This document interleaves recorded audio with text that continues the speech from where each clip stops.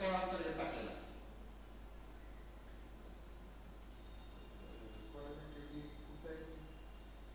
वेगळं कॉमर्समध्ये नाही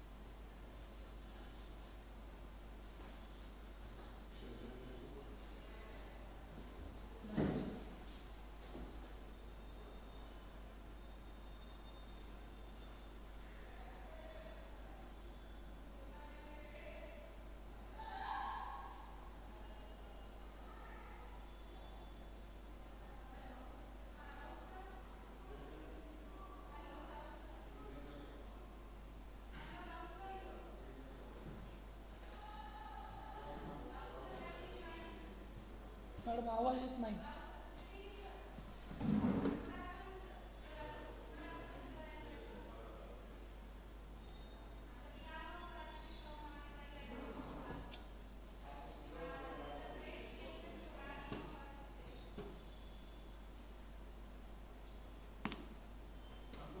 हं?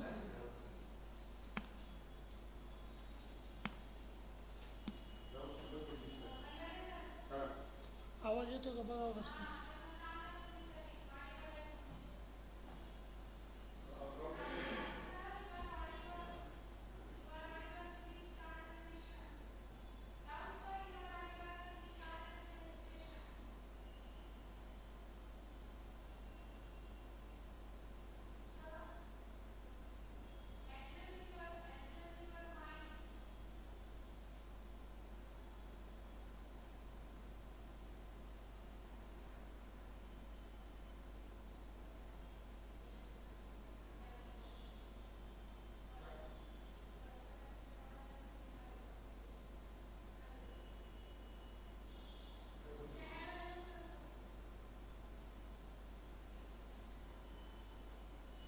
काय झालं की काय नाही.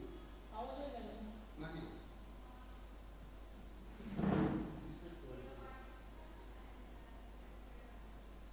दिसायला लागलं पण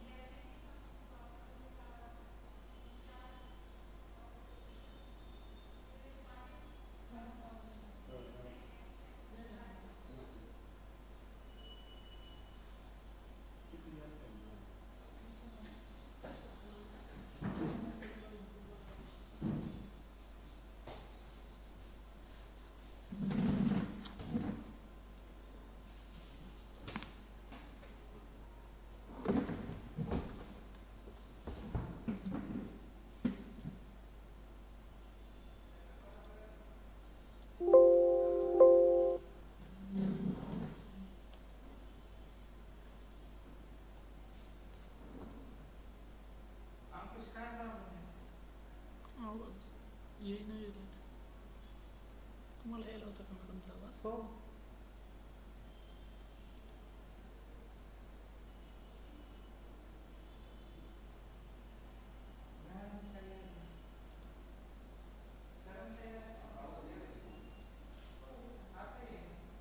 हे unmute.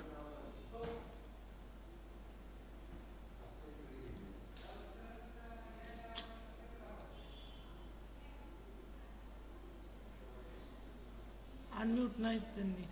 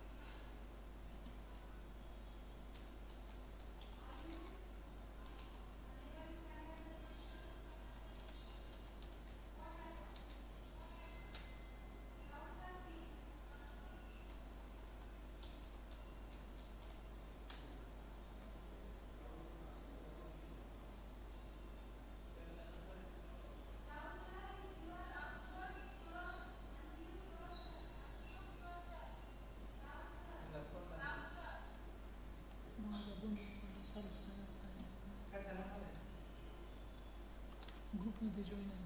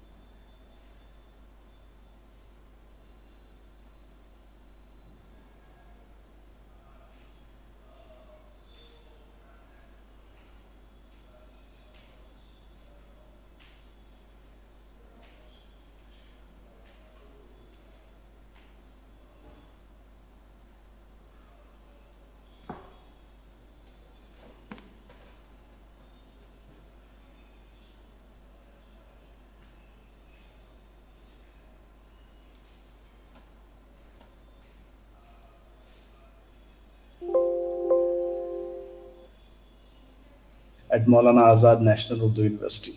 Basically, my subject is English, and I have been teaching English for the last more than a decade. Uh, I have performed various duties like NSS program officer, joined in student welfare, head procurement, and other things. Uh, so far as the teaching experience or working experience is concerned, I have mainly worked. Presently, I am working in a teachers training center at Maulana Azad National Urdu University. Prior to that, I have been teaching English as an assistant professor. I began my career from Maharashtra in Jalna, JES College Jalna. I was an assistant professor in 2009. In 2014, I joined this university, which is a central university placed in Hyderabad. I have also worked as an associate professor there. This is a brief profile of my research that I have done my MPhil and PhD on developing speaking skills, and I used the error analysis technique for that. Among the trainings, I have B.Ed and degree and masters in English. There are a few achievements. I have completed 2 minor research projects, one of which was funded by UGC. I have supervised 4 research scholars for PhD, 1 for MPhil. I have published 4 books and more than 20 papers in national and international journals. Right now, since I'm working in a teachers training center, my job is to conduct training programs. So in the last 4 years, I have conducted more than 40 training programs for teachers' professional development. I have also worked as coordinator for distance education for the subject of English, wherein I have published 4 books, which are self-learning materials for distance mode students of UG. Right now, I am working on a translation project of AICTE, wherein we'll be translating engineering books into Urdu, from English to Urdu. My areas of interest are English language teaching, Indian drama in English, and teachers' professional development. This is the brief intro from my side, and I thank the organizers, especially the head of English department and my former colleague Chandrasekhar Davne, who is working now in the college, for giving me this opportunity to share a few points with you. The topic that has been assigned to me today is proposal writing. So let me close this CV and begin with the actual topic for today. As I said, the topic is proposal writing. Hello, sir. Yes. Sorry to interrupt you, sir. No, it's okay. Our professor, Dr. Rahul sir, has given the same biodata about you. Right. He was unable to unmute his mic. Oh, that's fine. That's fine. That's fine. No. It's completely fine. In online, we all go through such situations. I did this just to save the time, nothing else. So Thank you. Thanks a lot. Now let's begin with the actual topic. So the topic is proposal writing, and now I hope the participants, and I want the participants to unmute themselves and speak a little so that we can make this session interactive. Let's discuss on 2 things. First is, what is the difference between writing and speaking? I want any of the participants, maybe Amin Saab, Amandeep Saab, or anybody, Amandeep Kaur ma'am, Bamne sir, anybody can respond to it. The question is, what is the difference between speaking and writing? This is a question for all of the participants who are present. The question is, what is the difference between speaking and writing? How do you differ between speaking and writing? Salim Sheikh Saab, Ashwin Kumar, anybody can respond. Otherwise, I'll read out the whole list from all the names from the participants.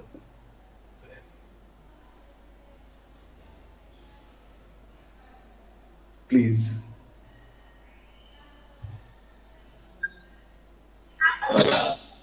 Sir, yes, sir. Hello. Please. Sir, I am Sami, sir. Good evening, sir. Good evening. Please go ahead. Naik sir, please go ahead. Unmute yourself and speak.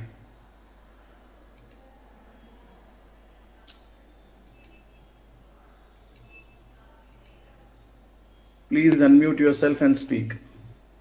Sama Naik sir.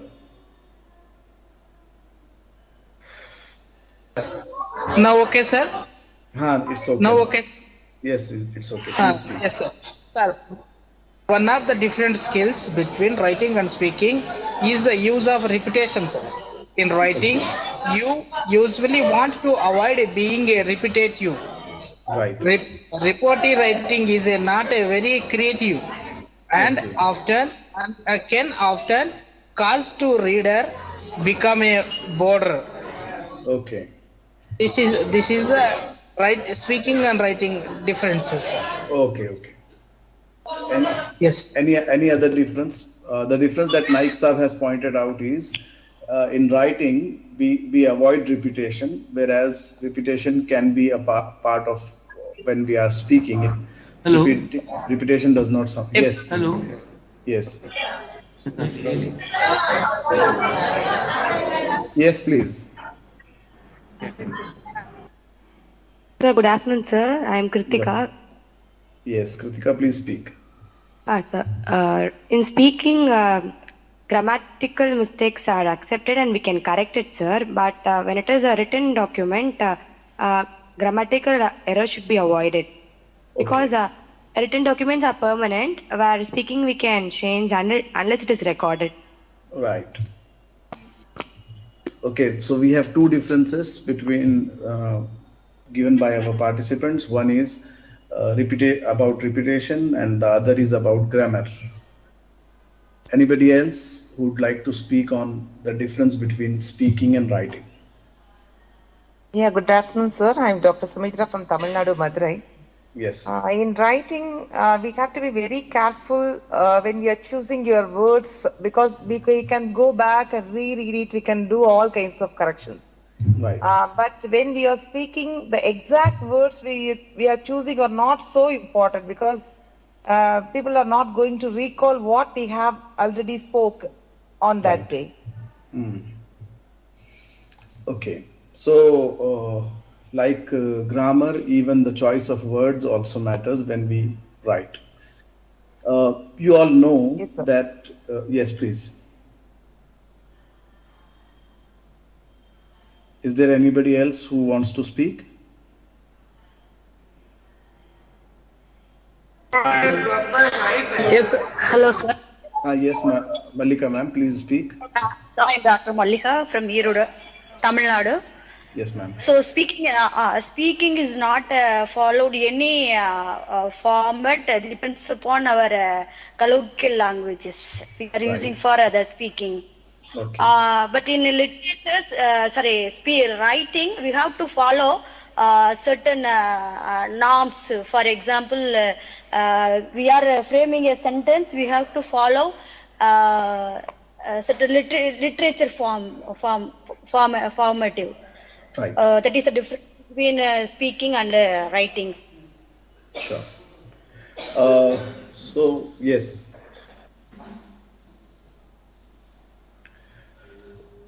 Let me add to what our participants have said. Speaking can be taken up as more of an informal thing, and writing is mainly a formal thing. There can be situations where we are speaking in the formal situations as well, but then in writing mostly we follow all the formal norms. Just let me give you one example that when we are speaking, maybe we may use the abbreviations, the short forms. Instead of saying I do not, we may say I don't. But when we are writing for certain purposes, especially I'll come to the next question and explain it again. So we will not follow the short forms. We will not use the short forms. We'll use the full forms. That is one of the things. Okay. Similar to that, when we move to writing, writing too has various forms. And when we think of different forms of writing, we come across academic writing and other forms of writing. Since we are into research methodology and we are going to discuss about proposal writing, which is part of academic writing, very quickly I would like to know from you, what is the difference between academic writing and other forms of writing? 2-3 quick responses, please.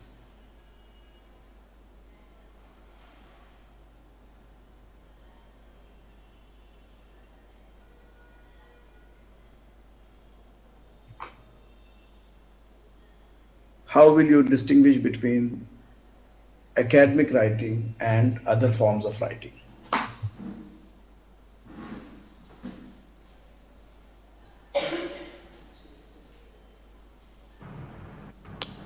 Hello, sir. Please.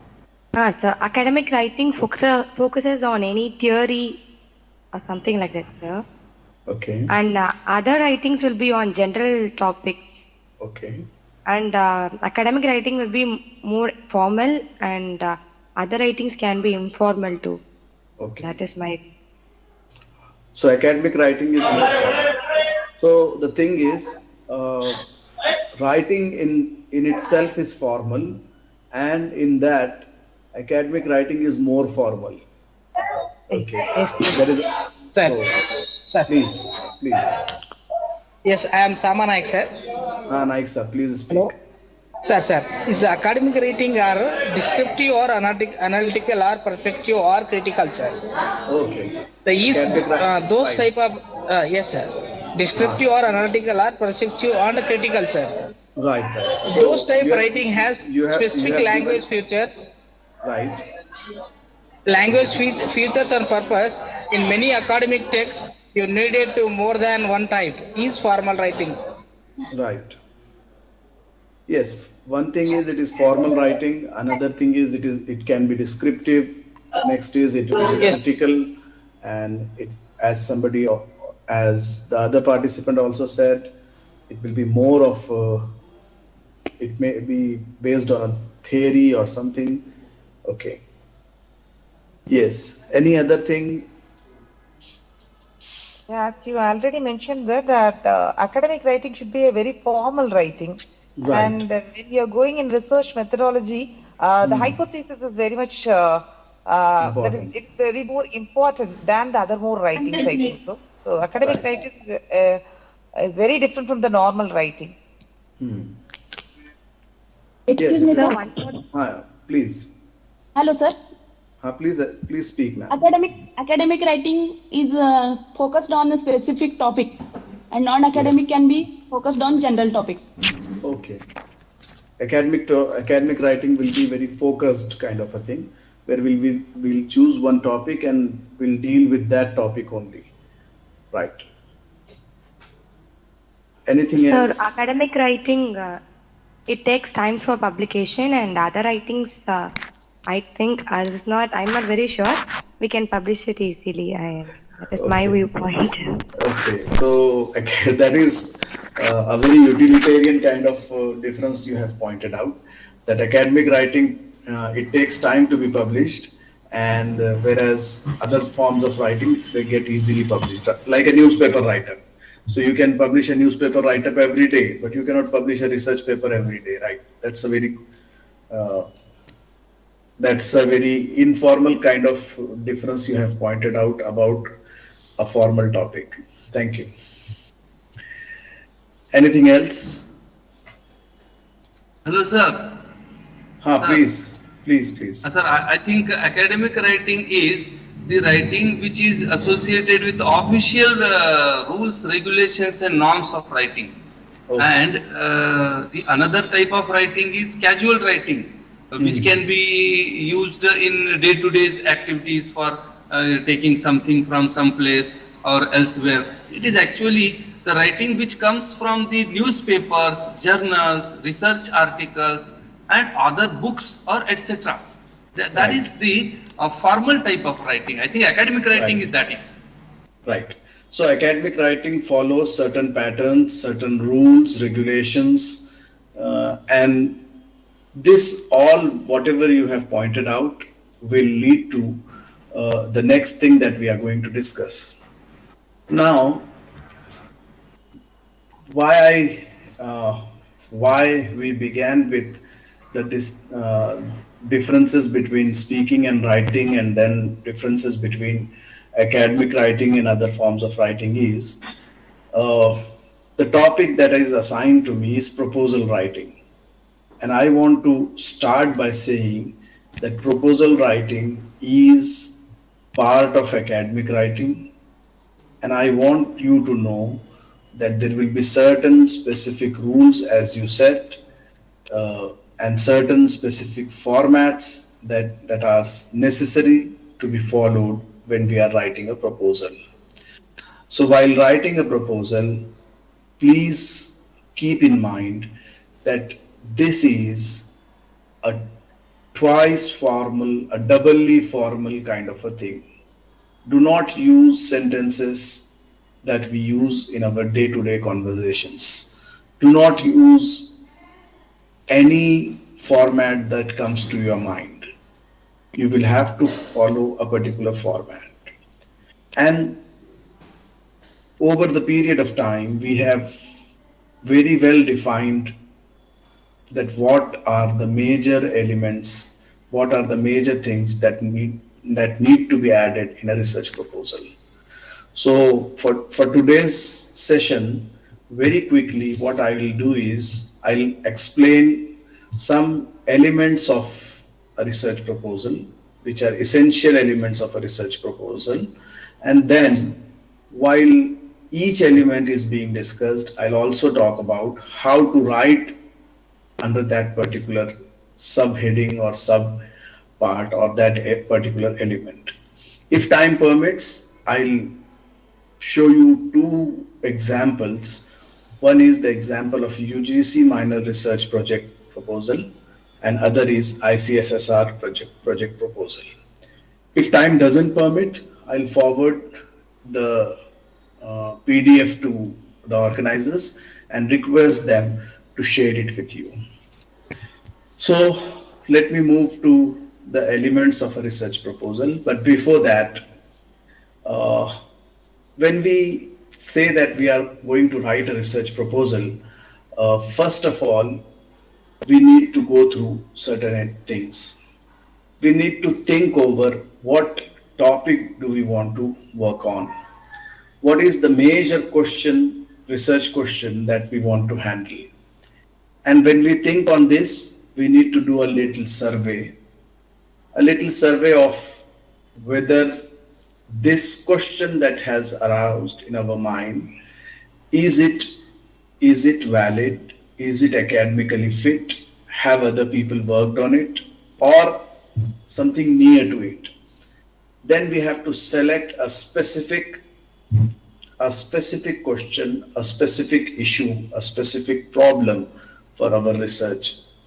Then we will have to collect certain information, certain data about that particular problem, that particular question, and then we have to formalize it.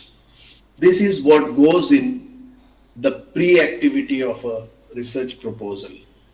Before starting to write a research proposal, we need to do all this. We need to think over the research question. We need to do a little survey. We need to select a question, a specific question, and then collect certain data about it, and then we have to formalize it. Then only we will be able to write a research proposal. This is the next line is the key sentence of our whole discussion on the writing techniques. Remember, research proposal is a futuristic plan. When you are writing a research proposal, you are informing your readers that in future you will do this. and this summarizes the whole activity of writing. In very simple words, you will be using future tense, or you will be using words which denote future. So whatever you are doing, you are embarking on a journey wherein you will plan what you are going to do. That is what you have to write in a research proposal. Now, if we think of the elements of a research proposal, all of us know that there will be a title, which will be our research topic, which will be followed by introduction, review of literature, need and significance of that topic, objectives, research questions, hypothesis, methods, and references. These are certain important elements in a research proposal. Now, what happens is, what is this sequence the final sequence? If you ask me this question, the answer is in negative. The answer is no. Various sections, various universities, various authorities, right? Various academic bodies, they will follow different types of or different sequencing of this. These are the major elements of a research proposal, but generally they appear in this sequence, but it is not necessary that all of them will be there or all of them will be in the same sequence. The sequence may vary depending upon the nature of proposal. The sequence may vary also depending upon the agency to whom we are writing. Okay. Now, right in the beginning, let me clarify that we write research proposals in two different situations. One is we write research proposals addressing to the academic institutions, maybe for our MPhil and PhD and postdoc. That is one thing. Then we write research proposals for the funding agencies. So in both the cases, first check if the university or the funding agency has prescribed a particular format. If it has prescribed a particular format, then follow it, right?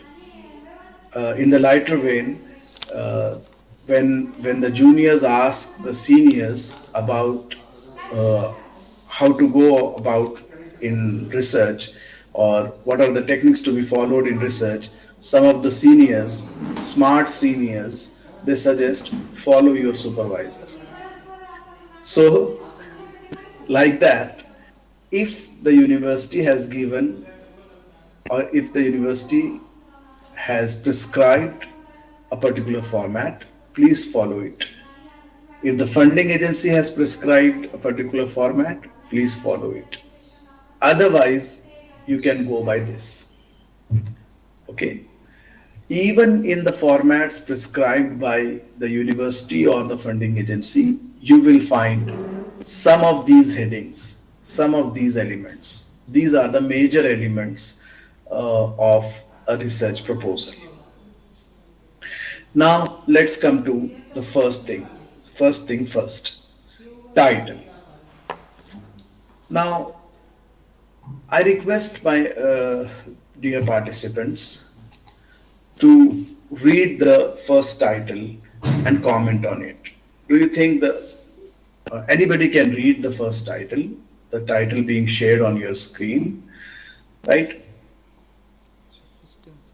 You read it and then tell me, is it a good title or a bad title, okay or not okay?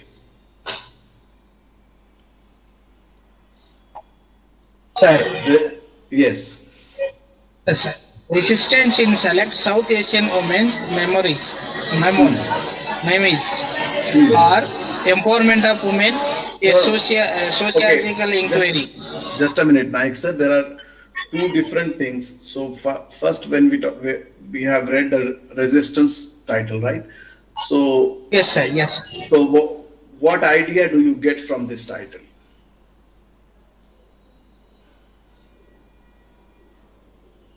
I didn't idea, sir, because Asian women, no, sir, I don't know idea, sir. No, it's not The necessary title that. is too broad, Right. sir. The title is too broad. Very good. So when you are selecting or choosing Yes. the title, we need to be a little more specific. Let me explain this with the second example. The second example is more clear, right? There are two titles. One is Empowerment of Women, a Sociological Inquiry, and then there is another title. Both the titles are taken from Shodh Ganga. There have been two different PhDs on these two different topics. Okay. Now, is there anybody who would like to comment on these two titles? Yes, sir. Yes, sir. Yes. Here, yes, sir. The empowerment of women, a sociological inquiry. The idea means sociological means the living styles, sir. First of all, inquiry means living styles. Look like IKP, DRDA, some agency trust. Okay. The livelihood inquiry, sir. Like, sir, do you find any difference between these two titles? The second one is more specific, sir. Right. The second one is more specific, whereas the first one is very broad. Okay. So this is how you can make your title more specific. If I ask you which of the two titles you like most, as a reader, which of the two titles do you prefer? Second one, right? So the second one is, and why do you prefer the second one? That is related to the specific area where Specific we can. area. Okay. So, Amandeep ma'am, please tell. Actually, I want to say that that is related with the specific area where you can go for study in an easy way. Right. Otherwise, if you are choosing a topic which is very wide, it will become very difficult to collect data or information, I think. Right. And how do we, the first thing that I wanted to clarify, and I'm thankful to my participants for saying it, that instead of a broad topic, a more specific topic is preferable. So we all agree to that. Yes? Yes, sir. Yes, sir. Yes. Now, how do we reach to the specific topic? So, while writing, what we have to write is empowerment of women is the topic, but by adding an adjective of tribal, right, we are classifying it. Then, in case of inquiry, by adding the word sociological inquiry or sociological study, again we are specifying what kind of study, what kind of thing we are going to get. And then the locale is also decided about Raipur district in Chhattisgarh. So any layman who is going through this study will come to know that this study is about tribal women, and it talks about sociological study, and it is done with the sample from Raipur district in Chhattisgarh. So your title itself tells about your sample, your methodology, and the other specifications. And how you have to do that? You have to do that by adding simple adjectives. Okay. Now come to the introduction part. When you are writing an introduction to your research proposal, introduction mainly follows introduction mainly has the problem statement, right? What exact problem do you want to discuss? And before coming to that exact problem, what you have to do is you have to give certain theoretical or empirical context. You have to give certain background, right?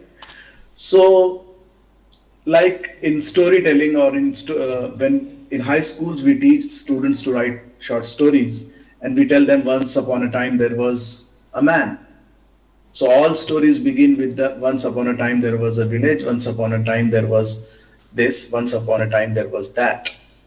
Similarly, all research proposals can begin with certain percentage, certain empirical context, 70%, 60%. Since it is an academic discourse, we'll have some reference to whatever percentage we are referring to.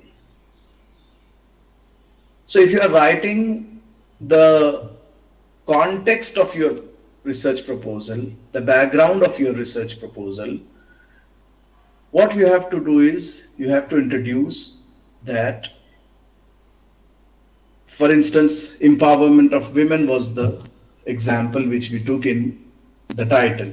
So if you are writing the introduction for the same title, what you will do is you will talk about why the empowerment of women has become important, why the empowerment of tribal women is important, why the empowerment of tribal women from Chhattisgarh is important. That will actually give you the background of your research. And in introduction, many a times what happens, since I belong to English department and have worked with students from English department. So what happens is many a times students spend the more number of pages, more number of part of the major part of the proposal is introduction only. But remember, introduction need not be too lengthy. What you have to do is you have to set the things on motion. You have to just introduce what you are going to do, and this you will introduce with the context, with the background. If you do that, it will be easier for the reader to know what exactly you want to do. And if you could give certain background, not in case if you do not have empirical data, sometimes you can do it through theoretical also. For instance, if you are doing a post-colonial reading of a novel, so you may introduce the post-colonial theory or the major 2-3 points that you want to highlight from that particular novel. You can begin with that and then say that this is the post-colonial era, these are the major issues, and that's why we are going to discuss the post-colonial elements in a particular novel, features of post-colonialism in a particular novel. Well, after that, we come to review of literature. Review of literature is like somebody, while pointing out the difference between academic writing and other forms of writing, said that hypothesis is one of the most important things in academic writing or in research proposal. To me, review of literature is the core of your proposal. And I don't know why, but many of the research proposals in languages and literatures avoid it. Instead of giving review of literature, what they give is the theory that they are using, that whatever theory they are applying. If they are applying trauma theory, if they are applying any other theory, they will give the context of the theory and not the exact review of literature. But in social sciences, we find that review of literature is a permanent feature. So review of literature is actually, we talk about what has already been done on our topic. What sort of researches have been previously done. Now, many a times we feel that if we say that this topic is already worked upon, so it will be a bad thing. And that is not the case. If I have chosen a particular writer and somebody else has worked on that particular writer, it is part of my academic ethics that I should refer to what has already been done. And then only I should proceed further. Now, why review of literature is important?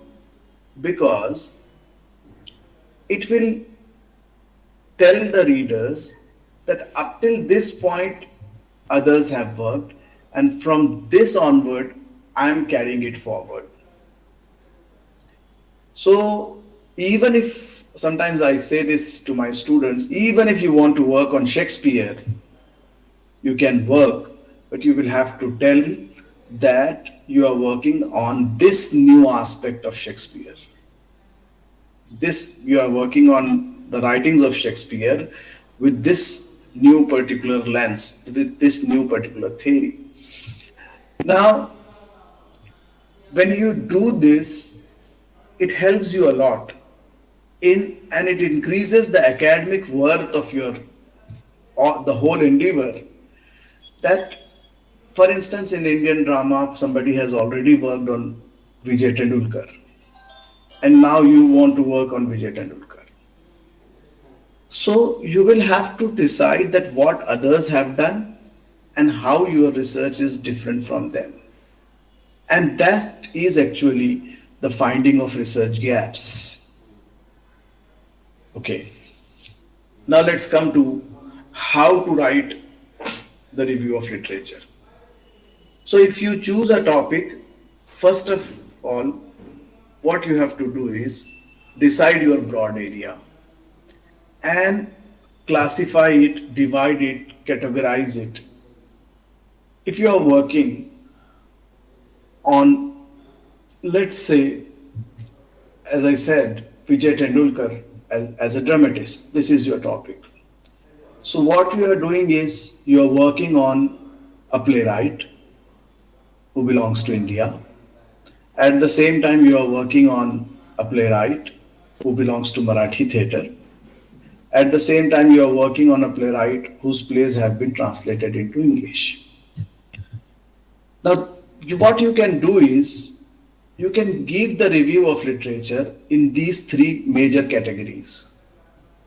What are the researches which have been done on Indian playwrights in general? Then what are the researches done on the plays which are translated from Indian languages? And then finally, what are the researches done on Vijay Tendulkar's dramas?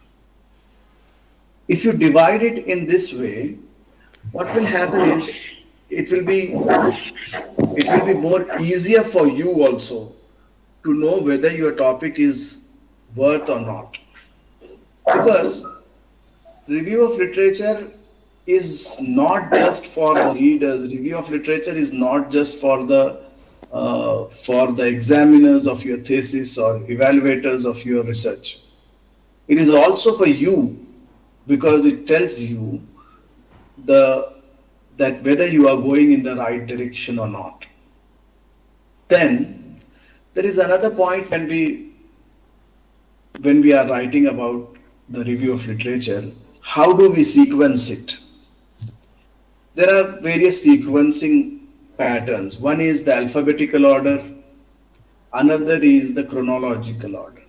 And mostly we follow the chronological order, and what we do is on certain topics in humanities and social sciences, what we do is we give the review of last 10 years, last 5 years, and also on certain topics, the research is done within India. right? So we confine it to the nations, we confine it to particular areas. Okay, that way we can do it. For the young researchers, for the newcomers in this field, I would like to inform that there is a difference in the way an annotated bibliography is presented and the way review of literature is presented. In annotated bibliography, what you do is you give the complete reference of the work and then write a paragraph about it. Whereas in case of review of literature, when you are writing the review of literature as part of your research proposal, you need not give the complete reference. The reference of that particular thesis or that particular article or that book will come under the references or works cited thing. So there is a small homework for all our participants. I'm saying that there is a difference in review of literature and annotated bibliography. So what is the difference between review of literature and annotated bibliography? Just after this session, you have to Google it. Please Google it. Please know about it. And remember that annotated bibliography is not review of literature. Review of literature is not annotated bibliography. Okay. There is other thing. When I said that you can decide a topic and divide it, how you present it in your research proposal, how you present your review of literature in your proposal. So you can also, instead of dividing it on the broad areas, you can also divide it in terms of the type of research, right? You can say for the same topic of Vijay Tendulkar, instead of dividing it as researches done on Indian drama, researches done on Indian dramas translated from Indian languages, and then researches done on Vijay Tendulkar. You can also, if you find that there is a lot of work on Vijay Tendulkar, so what you can do is you can subdivide the already done work in terms of the articles written on Vijay Tendulkar, then the dissertations, then the thesis, and finally the books. This can also be the division when you are presenting the review of literature. The main purpose of review of literature is to inform the reader that this A to X or A to Y has been done, and now I am doing the Z thing, right? Or this 1 to 5 thing has been done, now I am doing the 6th thing, the next person will do the 7th, 8th kind of a thing. So I believe that this portion should be paid more attention than the other parts, right? Instead of spending more space, instead of allotting more space to introduction, review of literature should get more space in your research proposals. Now, then comes a question, a quick question, that is there a number, is there a fixed number of how many papers, how many articles should we review? The simplest answer is just check how many are available and then decide on best of 5 in each, best 5 papers, best 5 books, best 5 theses, best 5 dissertations, like that. And if you are not able to decide on best, decide on the most recent 5. So if you are spending 1 page on introduction, please spend 2 and 2.5 page for review of literature. Okay. Then we come to need or significance. Now, this is again, this is very interesting. This need and significance, objectives, and research questions. These three are so confusing and so interrelated, and to me many a times it sounds like a play of words, that we are writing the same thing in the three headings with in different styles, right? So why should one work on this topic, right? We'll tell why this topic is needed, why this topic is needed to be researched, and that will explain the significance of your work. So what are those things which define the significance of your work? The immediate goals. What are you going to get out of it? And then the larger goals. Now, if you are working on a topic of social relevance, if you're working on a topic, even all literary research, right? Now this again becomes a topic of debate and we'll not go into that. What is the worth of literary research, right? What is the social contribution of literary research? So, but then all researchers have some or the other social contribution. What as a researcher you have to do is, you have to find out the immediate outcomes and the larger outcomes. So if one studies a particular novel, a particular, as we just had an example of tribal women kind of a thing.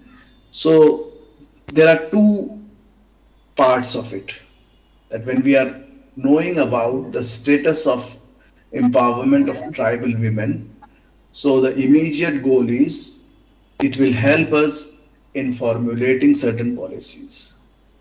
And the larger goal is, it will improve the status of the tribal women in that particular state, in that particular region which has been selected. Like that, you have to define the immediate outcome and the larger outcome of your research. And if you find that there is some outcome, something that is going to be attained through your research, then your research becomes significant.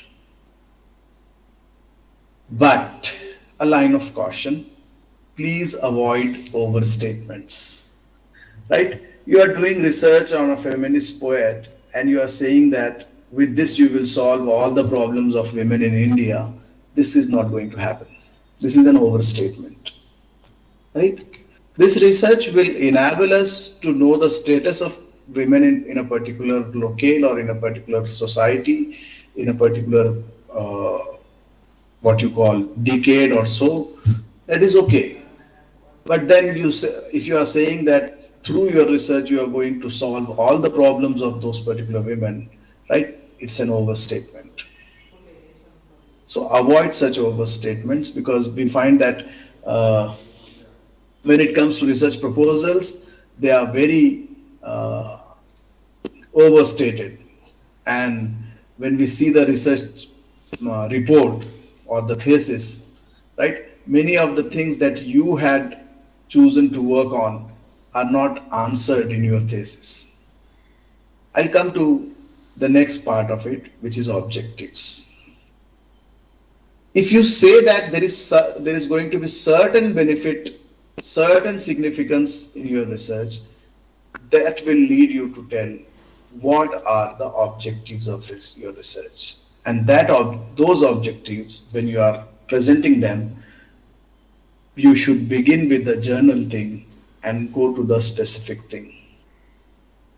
From journal to specific. And when you are writing it, bullet for objectives specifically, use the bullet formats, use a particular number. If it is an MPhil project, 3 objectives are enough. If it is a PhD project, 5 objectives, 7 objectives are enough. If it is a 1-year research, funded research, 3 objectives are enough. If it is a major research, 5 to 7 objectives are enough. Because when we are deciding on the number of objectives, have a moderate number. Right? What happens is we list 11 objectives and we fulfill only 3 or 4 out of them. So a research proposal is a document, is a contract, right? That we are writing, like the Constitution, we the people of India, right? That we ourselves are writing and we are telling that we are going to work on this. So it's a promise that we are making. So be slow while promising, because performing them will be a little difficult. A word of grammar, objectives are generally written as the infinitives. What are the objectives? The objective is to explore, to find out, to suggest. These are infinitives. If you do not want to use to plus first form of the verb, you can use gerund. Right? Exploring, finding, suggesting will be the objectives. Okay. Now come to the research questions.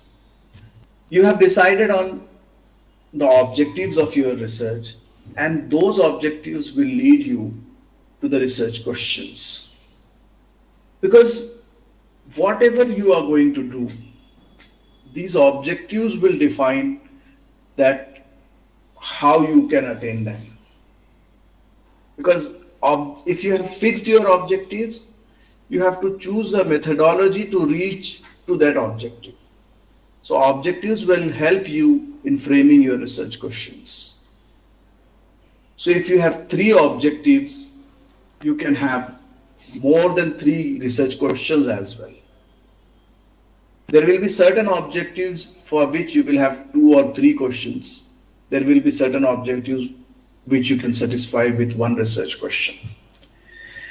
And as I'm saying repeatedly, that you have to be careful enough, because you have to, at the end of your research, prove that these research questions have been answered. These objectives have been fulfilled. And when you are doing research, you also make some guess. Because when we are writing a particular research proposal, when we decide on working on a certain research topic, we have some background idea of it, and we know that maybe this will be the outcome. And that scholarly guess is the hypothesis. Hypothesis is nothing but what is your answer to the research question. And this answer is before you have actually analyzed your the data and all those things. Before you have collected the data, before you have analyzed the data. And this is again something very typical, that what happens is we decide with certain hypothesis and we reach to the same hypothesis, and we want to prove that our hypothesis is right.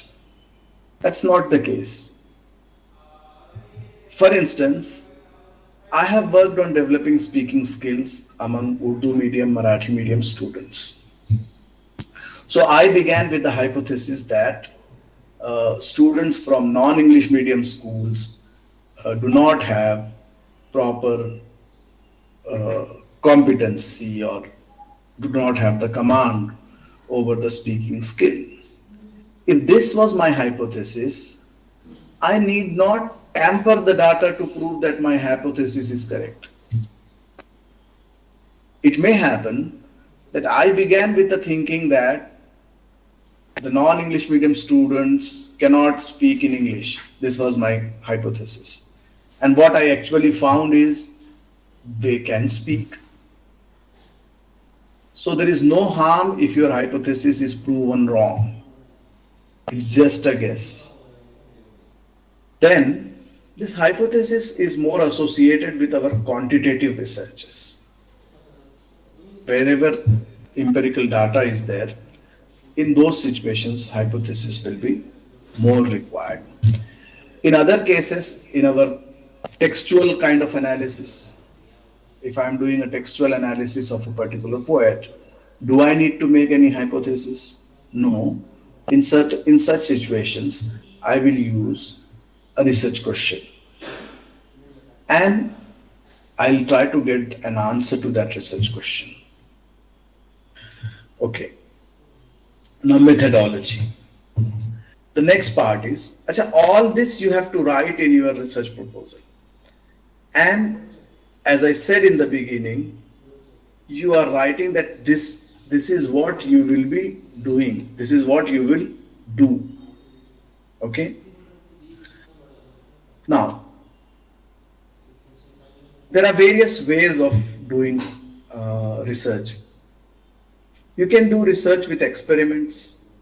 You can do research as surveys, case study, ethnographic research, action research, right? These are the various ways of doing research.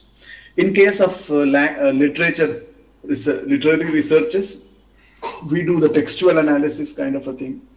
We do the discourse analysis kind of a thing.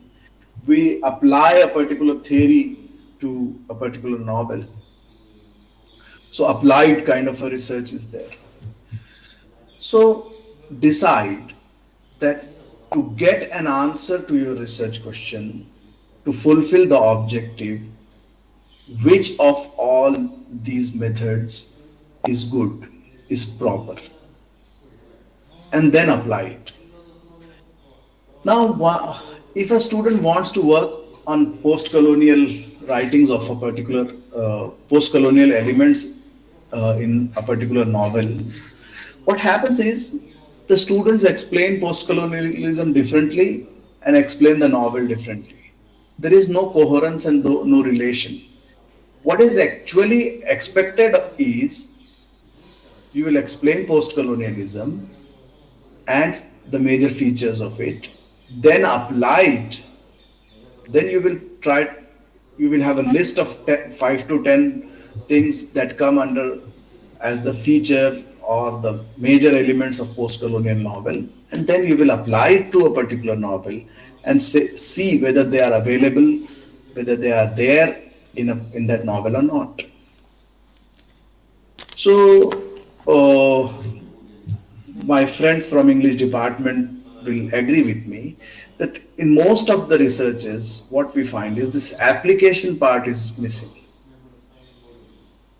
So in our title, in our objectives, in our research questions, we say that we shall apply, but we actually don't apply. Okay.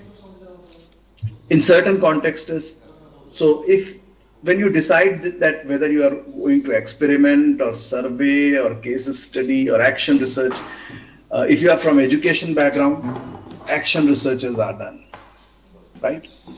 For instance, in ELT, English language teaching, you can do action research, where you will choose a particular class, a particular topic, teach it to a particular group, and see whether that style of teaching, that method of teaching is more fruitful or the other. That kind of a research is said to be action research. So when you are doing this, you have to define your sample. And there are various techniques of sampling. I'll not go into these details because my topic is writing the research proposal.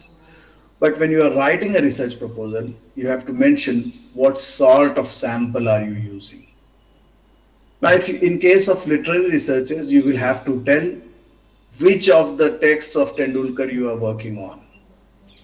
Which novels are you working on? Which writers are you working on?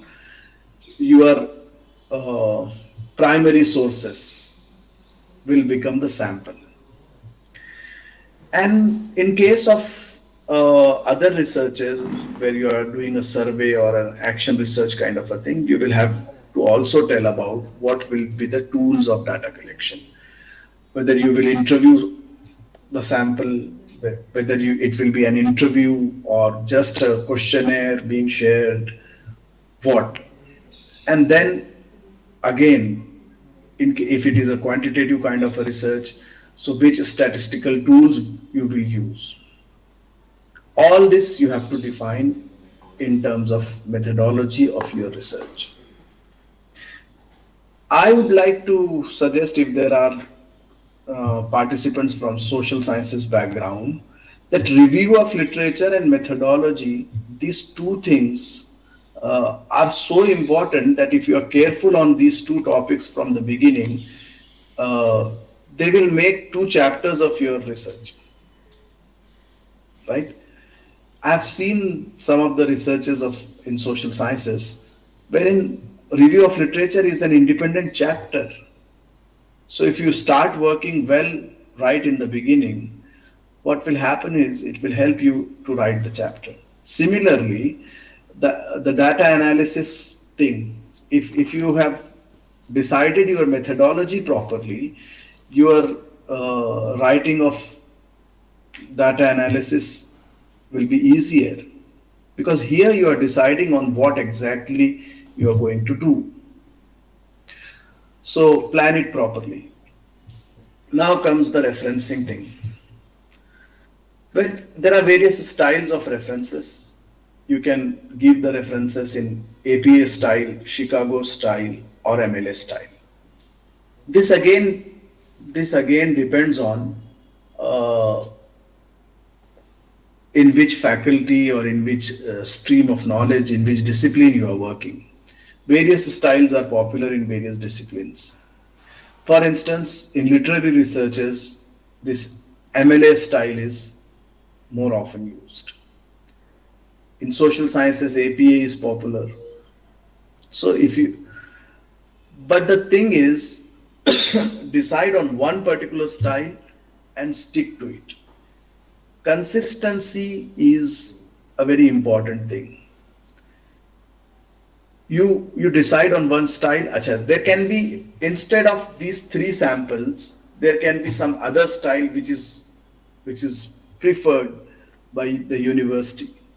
If the referencing style, citation style has been defined by the university, you need not worry. You can follow the pattern that the university has given. The only thing is you have to be consistent. The other day, it was only yesterday that I was part of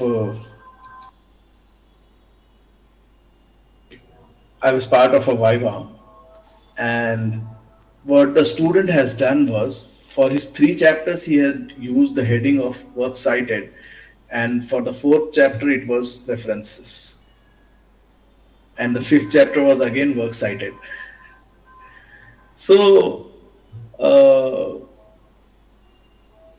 instead of talking about all other things, it was easy for me as an examiner to talk to him that why did he do that, and does he know the difference between works cited and references, right?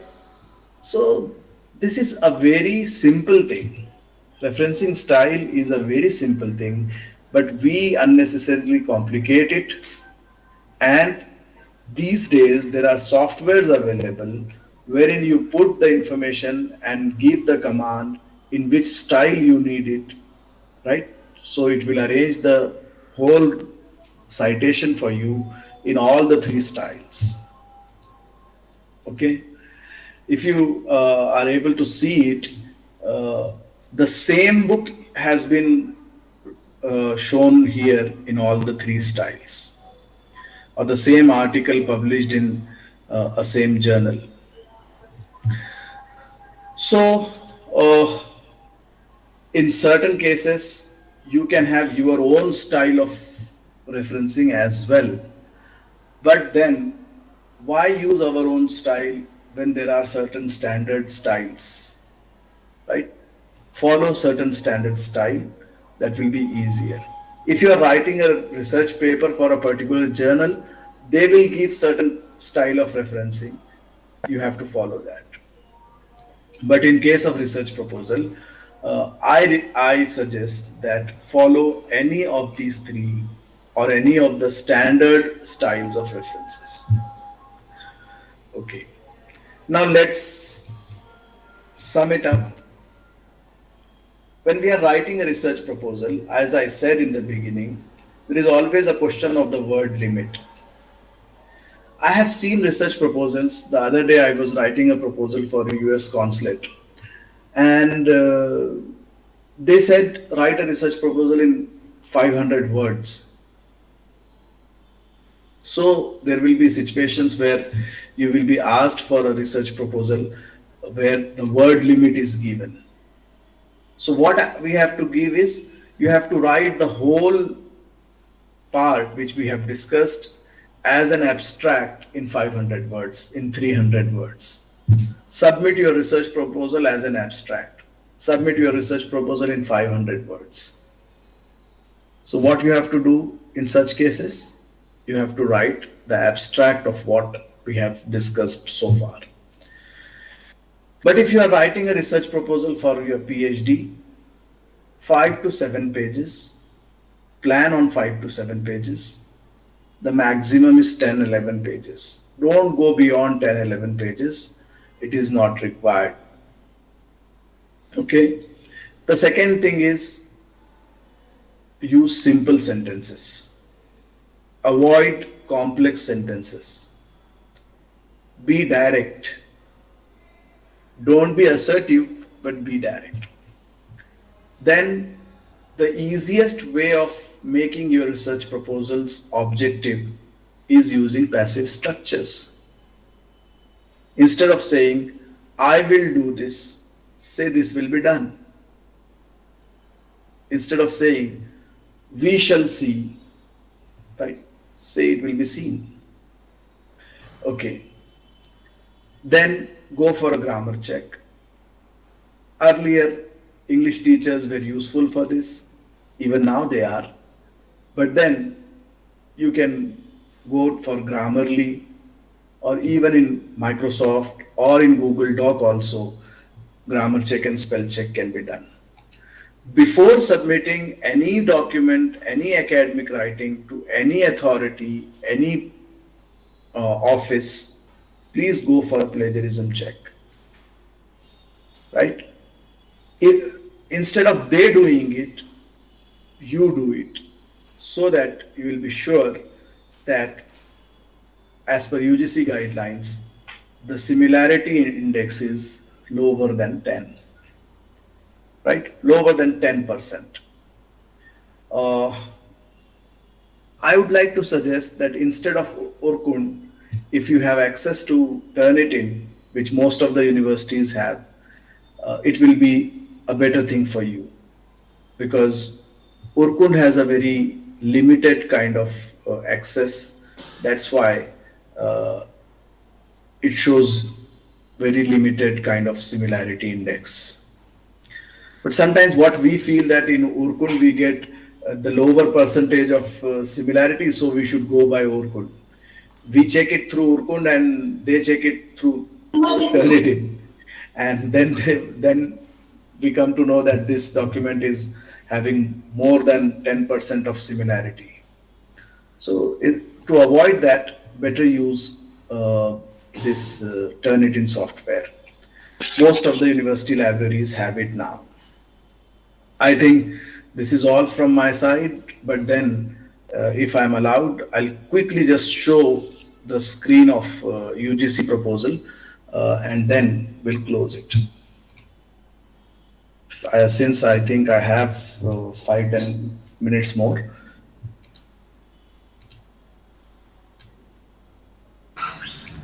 Yes. This is the document which University Grants Commission for minor and major research projects. It has two parts. In the part A, the broad area of specialization and other things are given. Duration, principal investigators information, and the name of the institute where it will be taken up, affiliating university. The major question that they ask is whether your university has 2F and 12B. whether your college comes under this section of 2F and 12B. If it is that, then you are eligible to write a proposal for grant. Now, this part B is actually the research proposal. Part A is just the information about the investigator and his institute. The part B has project title, introduction, objectives, methodology, year-wise plan, and then financial assistance required. In the funded researches, this financial assistance will be a thing, wherein you can have these headings of books, journals, equipments, fieldwork, travel. You can give the estimated expenditure for all this. Then, if you have already received support for a major minor research project, you can mention that as well. And then you have to give a certification that the college is approved under 2F and 12B. It has the general facilities and furniture, all other things. You will abide by the governing scheme, complete the project within stipulated time, and so on. And the above research project is not being funded by any other agency. So it's a 7-page document. I'll share it with the organizers and request them to share it with all the participants as well. Similarly, if you very quickly want to see the ICSSR proposal format, this is the ICSSR proposal format, wherein they ask for the title and they want the research proposal of 500 words for major research projects and 5,000 words for major research projects and 3,000 words for minor research projects. Title, introduction, aims or objectives, conceptual framework, research questions, review of literature, scope and methodology, relevance, tentative chapterization, time framework, estimated budget, and finally the bibliography. And look, here they say that bibliography should be prepared in Chicago manual style. So these are the two formats that are generally used by two major agencies in India which fund the research projects, ICSSR and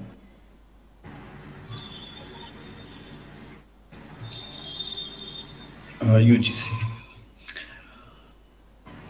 Okay. Then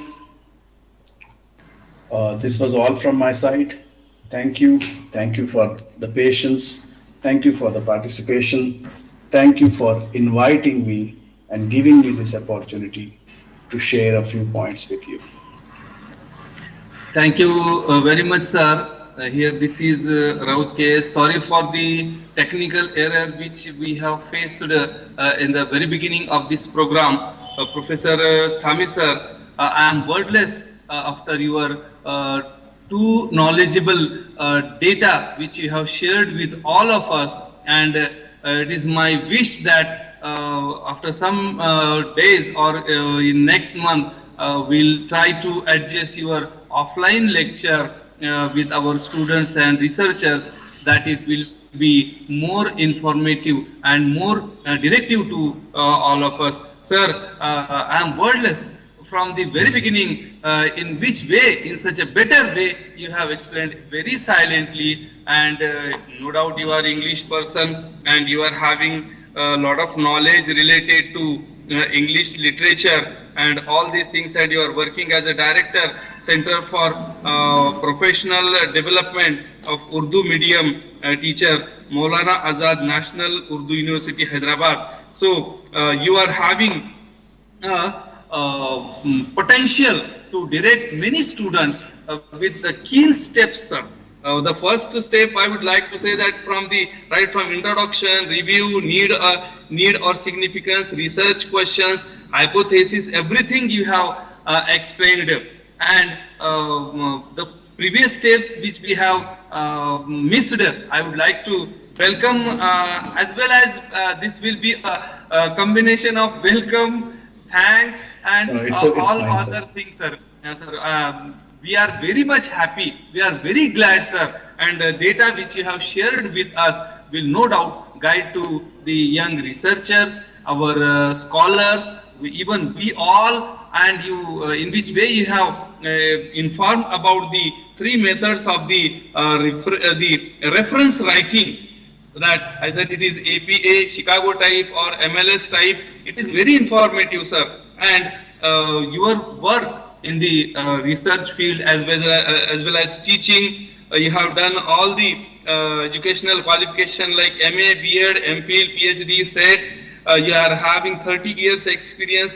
2 MRPs you have completed. 4 PhD students you are guiding. 1 is again in progress. You have published more than 20 research articles in national and international journals. You have coordinated and published 4 books. You have been worked, or you have already worked as the Joint Dean, Student Welfare, Head of the Procurement in your institution. And sir, on behalf of our principal, Dr. M.H. Gavani sir, our English department head, Dr. Anuja ma'am, Chandrasekhar Downe sir, Bhandare sir, and we all colleagues from our department, our college, and Shiv Chhatrapati Shikshan Sanstha, we welcome you in this auspicious occasion, and in future we will be looking forward for your offline lecture, sir. After this, the session is open for questions, sir. Lastly, I would express the vote of thanks. Please, I would like to request the all participants, if you are having any type of the query, you can ask to our Professor Sami sir. Please. Right. Questions, comments, observations, all are invited. Yes. Sir, greetings, sir. Please. Hello. Hello, ma'am. Superb, sir. Fully informative. Thank you. And actually, I prepared one research paper, sir, review paper. Right. And in that, I gave my suggestions. One of my friends just argued with me, how can you give a solution to this? But I don't understand why she's asking like that. But after listening to your speech, that overstatement, I understand, Right. sir. That is a term overstatement. She couldn't explain that. Now, Right. from your words, I could understand. Okay. Yes, Suppose, yes. highly informative. That is nice. Hypothesis also that easily understandable, sir. Right. Thank you.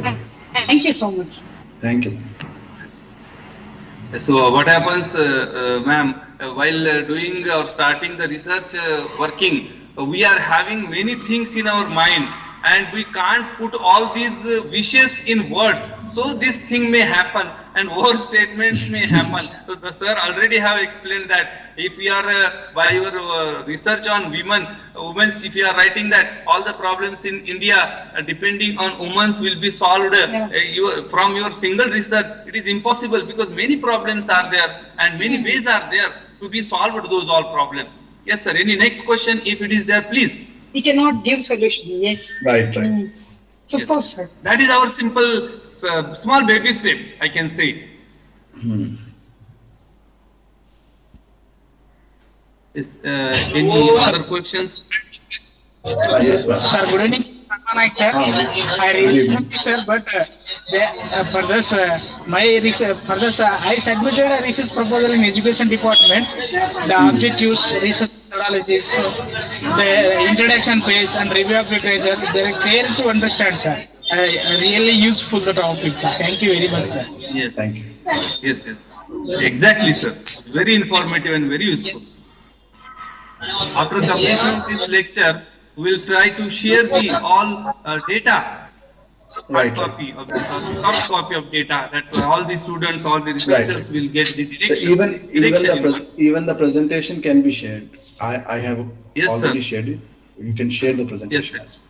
Yes, sir. Yes. Thank you. Any another question? Please come over here. You can ask. See, while working or while doing PhD, we cannot ask each and every question to our guide. But you are ask, or you can ask here any question here, or You can ask here how we can avoid the overstatements. That is the main thing.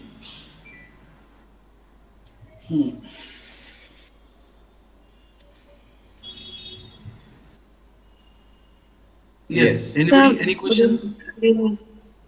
Please. I'm Kritika from Annamala University, Chidambaram. I am in my first year of my PhD, sir.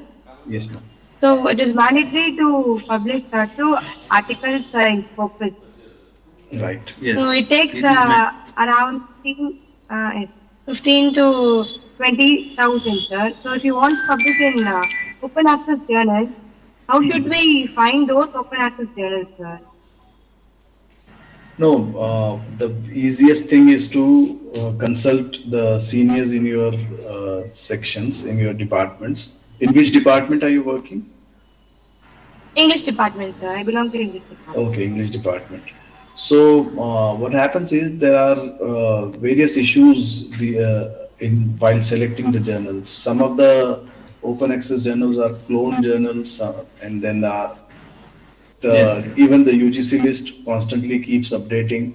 So what you can do is go to, first of all, to the UGC care list and try with them, and then if you want to go for Scopus Index journals, just try to verify whether these journals are correct or not, because they are authentic, because many a time there are fake journals as well.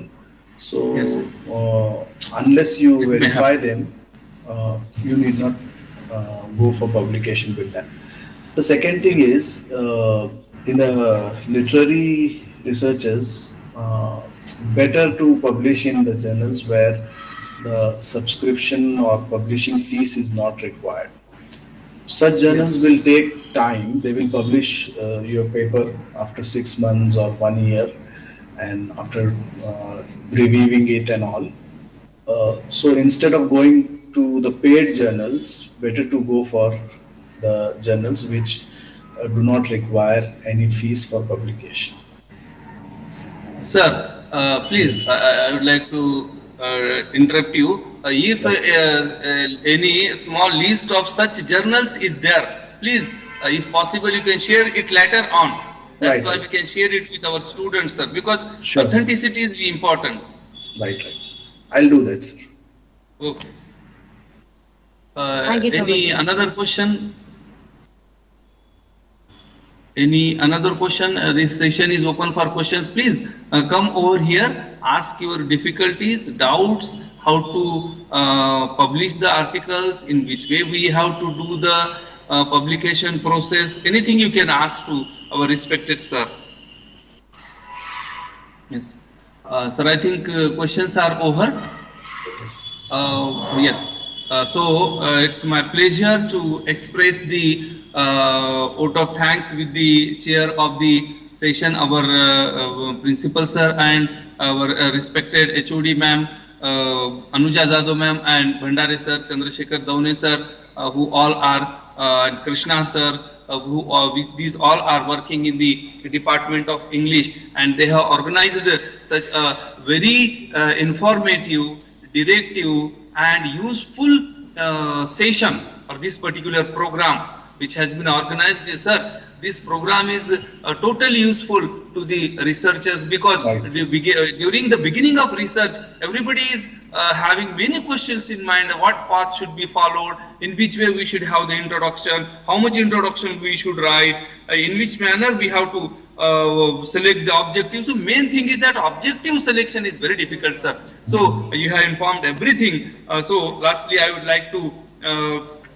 thankful to you from your busy schedule. You have shared your experiences, your knowledgeable PowerPoint, and mainly your experience which you have shared with us on behalf of our Rajarshi Shahu Mahavidyalaya, Shiv Chhatrapati Shikshan Sanstha, and English department. I am very much thankful, sir. Thank you, and certainly we will meet in offline mode, sir. We will welcome you in the next month. We all will talk to our principal, sir, and we will try to organize this. Okay, sir. Thank you very much. Thank you. Thank you. Thank you, sir. Thank you. Thank you, sir. Thank you. Thank you. Please participate. take it note. Tomorrow we will have the session at the same time. Don't forget to join. Okay? Okay. So there is a Sunday, there will be no holiday. Okay? There will be session on the same time. Please join on the time. Okay? All of you, please take it note. Thank you, one and all. Thank you, sir. Thank you. Davne sir, can we terminate this meeting? Yes? Yes, sir. No problem. Okay, We can thank you. finish the meeting.